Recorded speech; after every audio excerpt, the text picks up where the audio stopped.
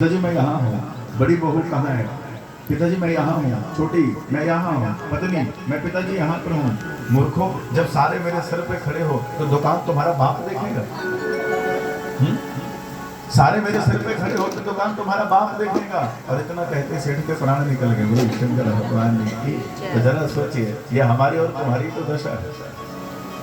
जब प्राणों के ऊपर संकट आए, मतलब सीधे से आपको एक बात बताऊं, जब हमारे जीवन में कोई संकट आए, बीमारी लग जाए, श्वास भारी भारी होने लगे, तो उस समय याद क्या आती है? उस समय यही याद आती है कि हमारे जाने के बाद परिवार का क्या होगा, बच्चे कैसे रहेंगे।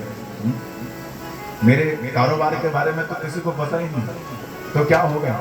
ये थोड़ी ना आता है कि हे परमात्मा, आखिरी अब श्वास थोड़ी भारी भारी लग रही है तो भगवान का स्मरण कर लें, भगवान का नाम जपना शुरू कर दें। लेकिन जो भगवान के नाम का स्मरण करता है तो समय उसको समझ लो कि मोक्ष की प्राप्ति हो ही जाती है। देखो राक्षसों का बेड़ा पार हो गया, राम राम कहते ही सबने प्राण छोड़ दिए और सबको वैकुंठ की प्राप्ति हो गई। इसलिए तो कहते हैं कि अग्नि,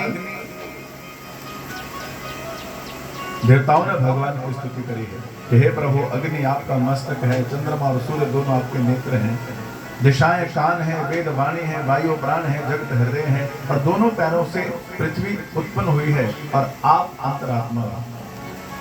कहते हैं कि इस तरह से भगवान ने खरदूषण का वर्णन कर दिया।